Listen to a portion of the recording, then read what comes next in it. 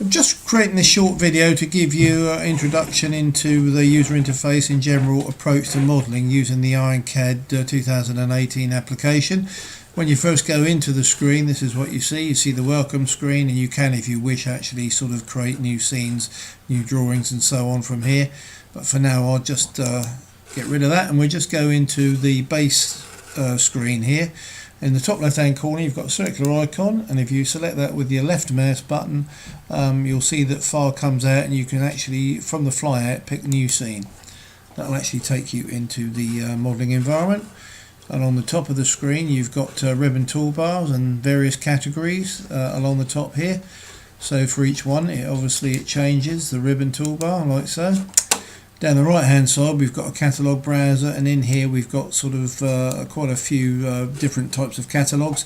The one I've got open at the moment is basic shapes, and if you come down here you can actually just click on that little icon there, and you'll actually see that I've got quite a few catalogues open. When you first install the trial you won't have that many catalogues, but you can open more catalogues by going up to the common tab here, coming across here to the catalogues section, and then just click on open. That will take you to the default location for the catalogues, and if you double click on scene you'll see that there's quite a few catalogues there that you can select from. Simply pick on one you want and just say open, and it'll automatically appear in your catalogue browser. For now I'm just going to sort of very quickly show you how to create a simple part using the product. So if you go to the block in the shapes catalogue at the left hand top corner there, just pick it with the left mouse button and just drag and drop it into the scene. And so there's our block that we brought into the scene. If you pick it once you'll get the sign outline, which means it's selected. The second one is the control handles. If you hover over the control handles you'll see you've got L there for length, that one there is a width, and that one there is a height.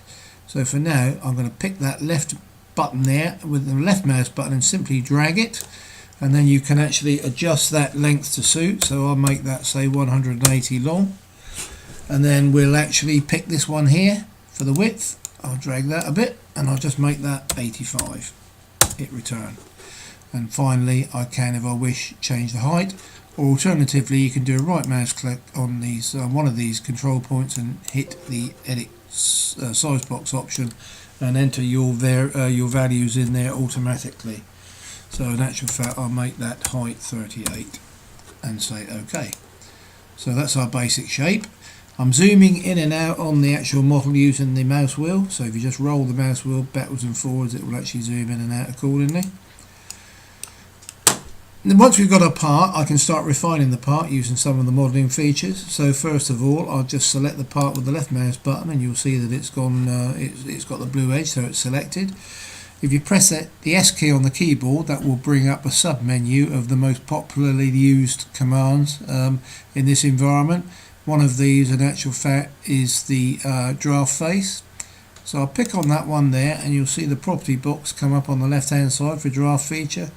And I'll pick, for now, I'll pick the neutral plane, which is the top face of the block there, and I'll also pick the draft faces I'll put a draft angle here of -5 degrees. So I'll just pick on the 4 faces of the block like so, and just hit the green tick at the top of the properties box, and that means now that we've actually put the draft face on here. And I'll just turn the perspective mode off at the bottom of the screen there, and if you press F7 on the keyboard, that's a look at, so you can see that we've actually got taper faces on the block like so. We can then select the part again and maybe hit the S key again, and this time we'll put some blends on the actual outside faces of the part. So I'll just select the blend there, and maybe I'll give these let's give these a radius of 3. So I'll just pick the top face there, and it's going to put a constant blend radius of 3 around that top face. I'll also pick the edges of the block, so we just pick these like so. Just left mouse click on these edges, and you'll see that it previews the blend that you're going to get from that. Just that little icon at the bottom there is zoom all, or you can also press F8 if you wish to zoom all on the screen, and just select the green tick again in the properties dialog box over here. So effectively now what we've got the basic sort of shape. I'm going to now select the shape again, and I'll press the S key again, and another one of the commands here is shell part. So I'll select shell part, and what I'm going to do, I'm actually going to turn that over, and I'm going to pick the top face there. I want it on the inside, as you can see there. The open face is going to be that one there, and I'll give it a wall thickness of 4, and I'll simply say OK. So we've now actually got our shell in there with a 4mm wall thickness, like so. What I'm going to do now in actual fact is we'll bring a lid in. So we're going to create a lid for this. This is like an enclosure. So I'll just bring in another block, drag it in here. You'll notice in the scene browser here, that's another part. The first part is designated part 1. This one's part 4. Again, I'll double click on it and I'll pick one of the control handles here. But this time, once I've picked it, I'm going to press the right mouse button and I'm going to say move that to a point, and I'll move it to this point here. I'll pick this one over here and I'll say move that one to a point, and I'll move it to there. And right mouse click on that one to a point, pick that outside edge there, and finally pick that one there and move that to a point, and I'll just pick this edge here. So now that top block is in line with the top face of this lower box. And now what I can do is just maybe give this a physical height, and I'll give it a thickness of say 15. So the lid's got a thickness of 15mm. And now what I'm going to do, I'm going to actually I'll create a shell inside this part, the top part. So I'll go press the S key again after selecting it, and I'll go to shell part. I'm going to select that inner face there, and I'll give this a wall thickness of, we'll give it a wall thickness of 1.9.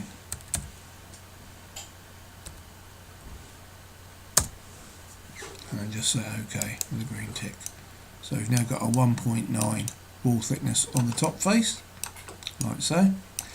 And now what I can do, I can actually pick this part again, and let's just press the S key, and what we'll do, we just put some blends on the top face. And again, like we did before, distance, that's the geometry. I'll select the top face. It's going to give it a radius of 3, and just say OK. So effectively we've got a 3mm radius on there. And now what I'm going to do, I'm going to actually pick the top lid here, press the F10 key, and now the F10, the triball is a very sort of capable navigation tool within IronCAD, and at the moment it's showing a colour of blue. That means it's physically attached to this block here. If I press the space bar, in actual fact what I can do is actually move this to a point. So I'll say move it to that point there. I'll press the space bar again to reattach it to that block, so you can see it's actually blue again. And what I'm going to do, I'm going to actually say I want to move it in this direction, so I'll select that outer handle with the left mouse button. You'll see that we've got a yellow axis showing us the direction we're going to go. And I'm going to pick the actual center point on the triball with the right mouse button, and I'm going to say move that to a point, and I'll just move it down to that point like so. I can now actually pick the outer handle of the triball with the right mouse button, and I can just drag that down a distance, and I'll say move here, and I'll say I want to move that down 5mm, and say OK. So effectively what we've now got, we've actually got our lid sitting on top of the block.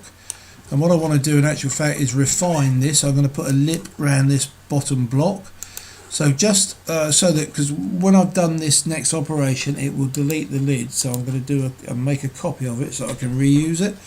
So I'll select the lid with the left mouse button, and I'm going to simply say Control C on the keyboard and Control V. Effectively cut and paste, and you'll see in the properties box on the left, or the scene browser, we've actually now got 2 part 4s. So for the one I've just copied, I'll select it in the browser, right mouse click and suppress it. So we're just working with this one live part now. I'm going to go back up to features now, and in here you've got a command called Boolean, and if you actually select Boolean you can actually pick from union, subtract or intersection. We actually want to subtract this from the bottom one, the lid from the base unit, so that we actually end up with a cutout around the actual edge of this box. So I'll say subtraction. The main body is the part at the bottom, the lower part of the case, and the part that I want to remove is the lid, and I'll just say OK now. And effectively what we've actually now got this lip going round here, like so. So the lid can actually sit on top of this lip. And I'll come back in here with the lid that we actually suppressed, and I'll unsuppress it. Effectively, we've now got our lid as well. I'm just going to go into that one there, and I'm going to delete that because it should have been a blend. So we go blend, do the same thing, pick on the top, make sure it's a blend feature, so we've actually got it nice and rounded like so. We can also come in here now and we could say OK, let's press the S key again, and I'll pick blend again, and I'll just pick these edges around here and give those a 3mm radius, like so, and another one like so, and just say OK. So effectively we've got the two parts there. We've got the top and bottom case. This one here, press F10 and I can just drag that away from the bottom part, so you can actually see we've got a top and a bottom to this. What I'll do now, I'm just going to suppress the lid. So we just come into the lid and we suppress that. All we're seeing is the bottom case now. And finally what we need to do is put some sort of inserts in the corners here so that we can actually screw the lid onto this case. So what I'll do, I'm going to go up here to sketch, I'll pick 2D shape in here, and I'll pick the plane stroke face option here. I'll just zoom in so I'm picking the top face of that lip and just say OK. So we've now created a sketch plane on top of this box. I'm going to go to center radius there. What I'm going to do, I'm going to create a circle here, like so, and I'm going to come up here to constraints. We've got one in there called Smart Dimension, which I'll select. I'll pick this and I'll say OK, let's make that 15 radius, like so. Now you need to use some reference geometry to actually trim this shape back. So again, in the same sketching tab, we've got one called project. So all I'm going to do is project that inner edge there and that one there onto this sketch, and then I'm going to say trim. I'll pick this circle here, I'll trick that line there and that line there, and basically we've got our quadrant. And now what I'm going to do in actual fact is just drag a window, left mouse click and drag a window across the geometry there. I'll do a right mouse button press there, and we've got an option here called create, and I'm going to create an extrusion.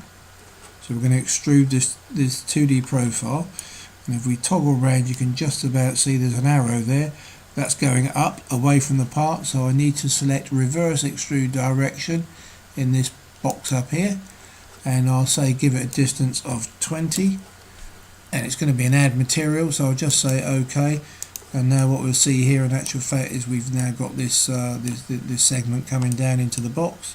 If I double click on that segment, I can hover over the handle at the end of it, press the right mouse button and say snap to a point, and I've actually snapped to the bottom of the box. So we've actually got our segment there.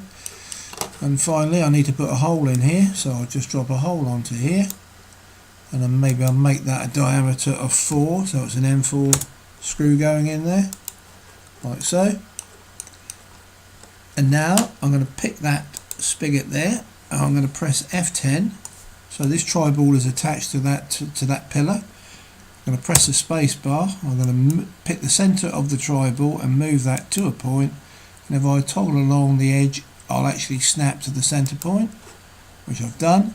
I'll press the space bar to reattach the tri-ball to that pillar, and I'll say mirror with a link. So we've actually mirrored that the other side of the box, so we've got 2 of those. And now what I'm going to do, I'm actually going to pick the 2 that we've got.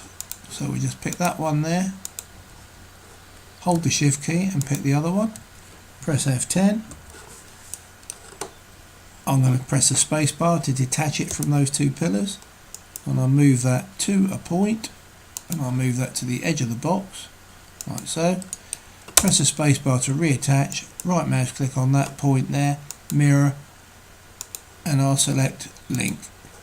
And effectively now what we've got is the 4 pillars inside the box.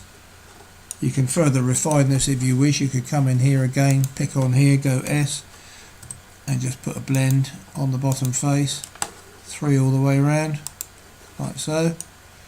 And if you want, these pillars at the moment, you'll notice these 4 pillars are separate from the box. You can, if you wish, come in here go to feature, we go to Boolean, and we join these with a union. So the box is the main part, and then we select the 4 pillars like so.